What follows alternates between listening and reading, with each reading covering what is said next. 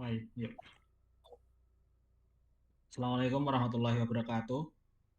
Kami dari kelompok kelas Machine Learning kelas A akan mempresentasikan analisis sentimen aplikasi Gojek. Selanjutnya, kelompok kami beranggotakan Syafri Samsudin, ada Aska Bima Aditya, Winahyu Pandu, dan saya sendiri, Mahir Mahindra.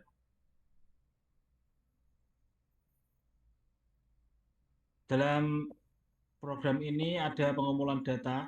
Data yang digunakan dalam penelitian ini diperoleh dari Google Play Store menggunakan library Google Play Scraper. Ulasan yang dikumpulkan merupakan review aplikasi Gojek dengan bahasa dan lokasi pengguna dari Indonesia.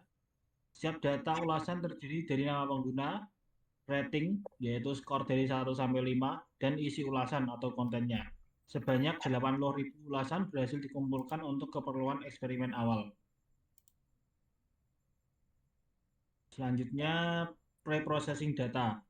Langkah pertama dalam pra-pemrosesan adalah melakukan pembersihan atau cleaning dan normalisasi teks ulasan. Penghapusan stop word tidak hanya mencakup daftar bahasa Indonesia dan Inggris dari pustaka ETK, tetapi juga diperluas dengan kata-kata tidak formal atau slang seperti gak atau GK, aja, udah atau UDH, dan lainnya yang umum ditemukan dalam ulasan pengguna.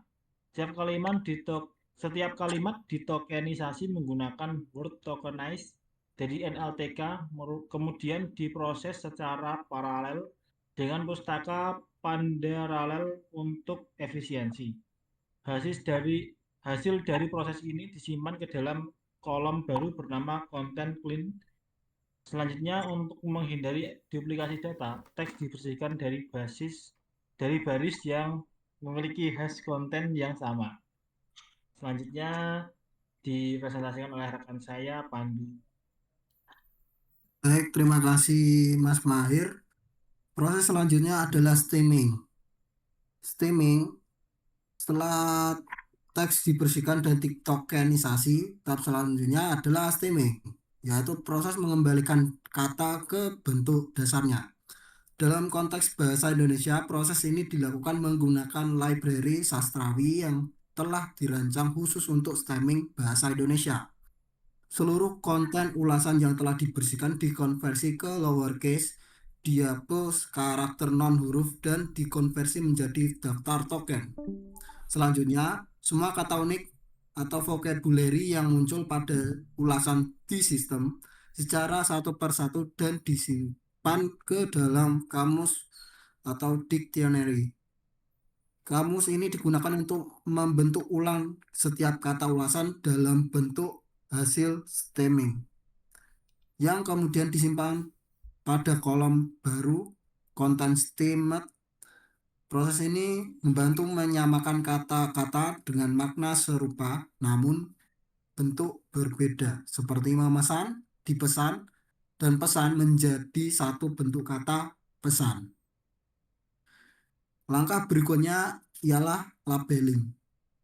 Langkah terakhir dalam pra-pemrosesan adalah pemberian label sentimen terhadap setiap ulasan. Proses ini menggunakan library FADER, Valence Aware Dictionary Sentiment Reason, yang dapat memberikan skor sentimen secara otomatis terhadap teks. Namun, karena tiap FADER dirancang dalam bahasa Inggris, kamus leksikonya diperluas dengan menambah kata-kata bahasa Indonesia populer yang memiliki konotasi positif atau negatif, seperti puas, kecewa, mantap, gagal, dan sebagainya. Setelah itu, skor kompon yang dihasilkan digunakan untuk mengkategorikan sentimen menjadi 3 kelas.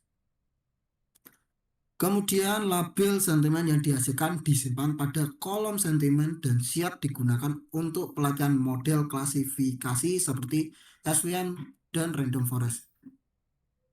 Sebelum ke ekstraksi model, kita ke ekstraksi fitur. Setelah pre-processing Teks kemudian dikonversi menjadi fitur numerik menggunakan metode TF-IDF, Term Frequency Inverse Document Frequency. Fitur inilah yang digunakan sebagai input untuk algoritma klasifikasi. Selanjutnya, model klasifikasi akan dilanjutkan oleh teman saya, yaitu Aska Bima. Oke, Mas Aska, silakan dilanjutkan. Untuk selanjutnya yaitu analisis sentimen berdasarkan word cloud. Ini dibagi ke dalam 3 bagian, yaitu analisis sentimen berdasarkan sentimen netral, positif, dan juga negatif. Proses pembuatan word cloud ini akan dengan sentimen netral dengan menggunakan library word cloud dan juga matplotlib dengan kata-kata dari kolom konten yang dikategorikan sebagai netral, positif, ataupun negatif.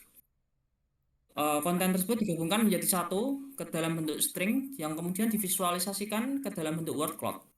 Ukuran dalam visualisasi akan mencerminkan frekuensi kemunculannya.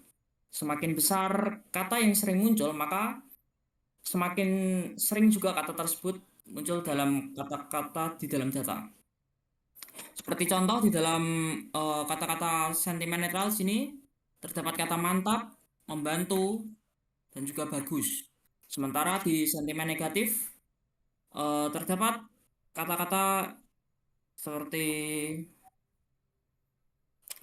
kadang, lalu padahal, kemudian enggak, yang cancel, yang bisa dikategorikan dalam sentimen negatif. Untuk sentimen netral sini sendiri cukup netral, yaitu terdapat kata-kata cepat dan malah, padahal. Nah, itu dikategorikan dalam satu sentimen word cloud di sentimen netral. Lalu untuk selanjutnya distribusi target. Seperti yang sebelumnya disampaikan, pada analisis sentimen ini menggunakan 80 data, di mana terbagi dalam 3 kategori, yaitu netral, positif, di mana kategori netral terdapat sekitar 40.315 data. Sedangkan untuk kategori positif terdapat 27.550 data, sedangkan negatif terdapat 12.135 data. Berdasarkan funnel chart dari data-data sebelumnya, menegaskan bahwa distribusi tersebut memiliki persentase sekitar 50,4% untuk kategori netral, 34,4% untuk kategori positif, dan 15,2% untuk kategori negatif. Nah, ini menunjukkan bahwa sebagian besar pengguna memiliki pandangan netral terhadap aplikasi Gojek. Lalu splitting data. Data tadi, 80.000 data tadi akan dilakukan splitting untuk dilakukan testing dan juga training. Nah, untuk pembagian data pada analisis sentimen ini kita menggunakan 80% untuk training dan 20% untuk testing. Nah, dari data-data sebelumnya tersebut sekitar 40.000 data dan 27.000 data untuk positif dan 15.000 data untuk negatif. Ini terdapat ketimpangan data sehingga data-data tersebut tidak balance, sehingga diperlukan balancing data tersebut, sehingga kita menggunakan resampling data dengan menggunakan teknik smooth, yaitu synthetic minority oversampling technique, untuk menyeimbangkan jumlah data pada setiap kelas sentimen, sehingga data-data tersebut diperoleh menjadi balance di sekitar 30.000 data. Selanjutnya pemodelan akan dilanjutkan oleh Syafri Samsudin. Kemudian yang terakhir adalah pemodelan analisis sentimen dengan menggunakan 2 model, yaitu random forest dan support vector machine. Untuk model random forest menghasilkan akurasi paling baik, yaitu sebesar 91,72% dengan parameter optimal n estimator 200 dan max deep non. Dari classification report, model ini menunjukkan performa sangat baik dalam mendeteksi ketiga kelas sentimen, yaitu negatif memiliki F1 score 0,85. Netral memiliki skor F1 skor 0,94 dan positif memiliki F1 skor 0,93.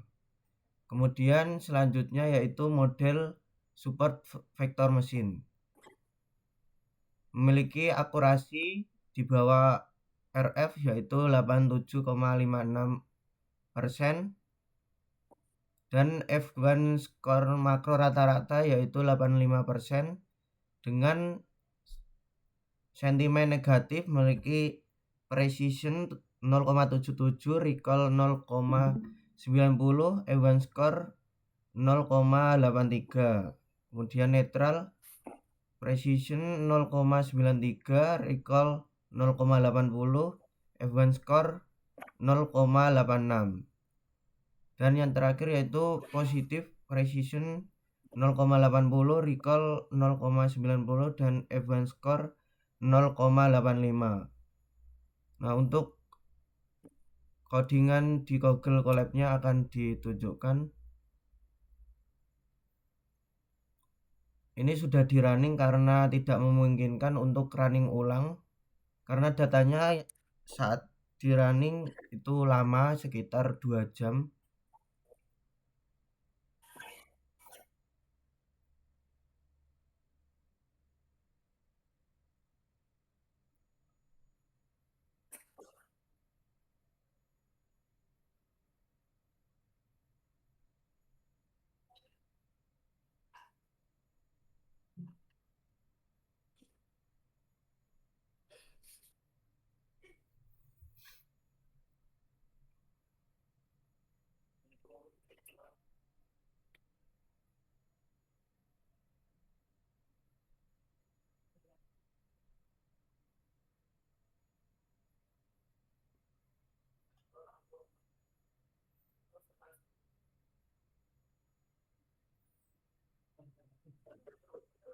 Langsung tutup, Mas.